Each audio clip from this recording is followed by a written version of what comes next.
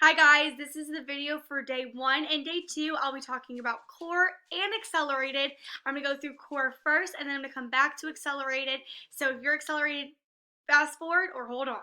So we'll go to my second hour to start these videos and talk about what we did in those modules and kind of guide you through it in case you have any questions. So let's look at, week 15, lessons and homework. As always, this is everything we do in class, outside of class, and the homework for the week. We are working with something called non-fiction text genres. So when we write about ourselves or we write a story that's non-fiction, it has different categories, which we're going to talk about today. We defined a biography in our Mentimeter. We are going to talk a little bit about comparing and contrasting autobiography, biography, and memoir. And then a breakout room that we did, it's like a breakout game in a breakout room. Very, very important. Your vague pronouns is due Friday. I did assign it on Monday. It is due Friday. It's a very short no red ink.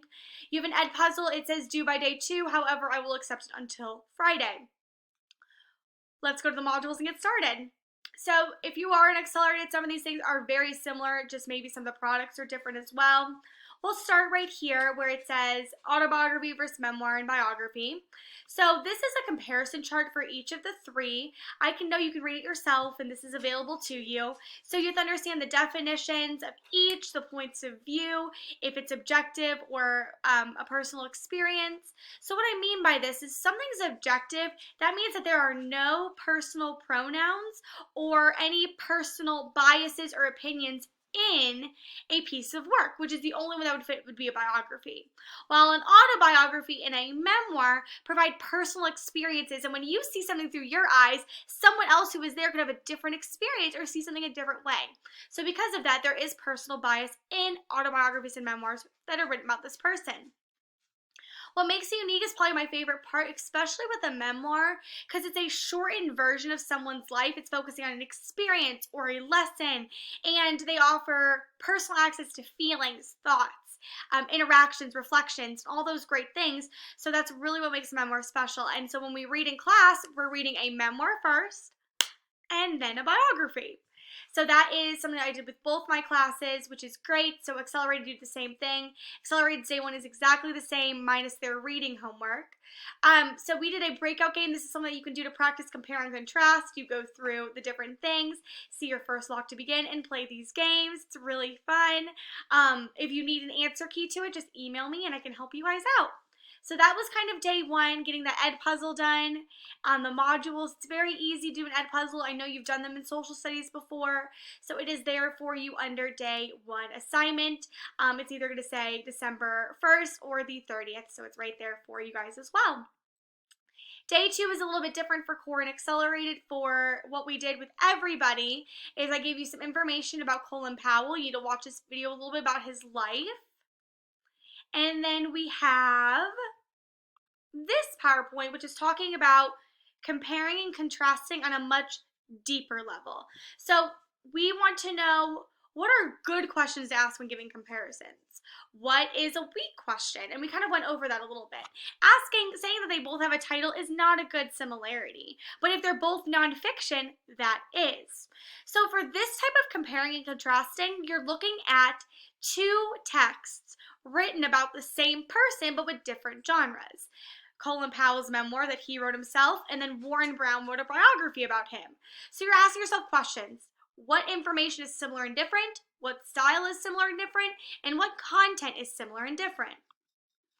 Here are examples of some really strong comparison questions and contrasting questions. So what did you notice was the same in both texts? What was similar in the way the stories were presented? What was similar about the people in the text? What events were the same in both texts? Now remember, this is specific over a text, two texts over one person or event, okay? For contrast, here's some good questions for this kind of like genre. What is different about the organization of the text? It's a great one. What is different about the events that are shared? What's different about the points of view, and what does one text offer that another doesn't? So that's the kind of thinking I want us to do. We're in 6th grade now, which means those surface level questions aren't good enough. We have to dig a little bit deeper, okay? Accelerated, remember, I'm going to come back with your work in just a second, but for core, what you guys need to do is access our online textbook. It's on page 253 to 266, and read the story. We got to the memoir first, so if you've not got, just read the memoir first, and then you need to fill out this. It is a comparison chart in the vocabulary. So when you do the comparison chart, we have not gotten to this. We'll probably finish on Friday, but if you didn't come to class, you probably don't know this, so I'll probably give you this anyway. So point of view of the memoir, point of view of the biography, a summary of what you read and what was the main point of the memoir, a summary of the biography, and the characteristics you saw in the Colin Powell memoir, and then characteristics you saw in the biography. You also have to find the 6 vocab words are in both of the stories. Again, it's from 253 to 266. You write the word, the definition. It could be an original sentence or a sentence straight from the text, and then how that word can connect to your life. For example, the word prestigious is in there, and that means being very honorable or having a high honor of something.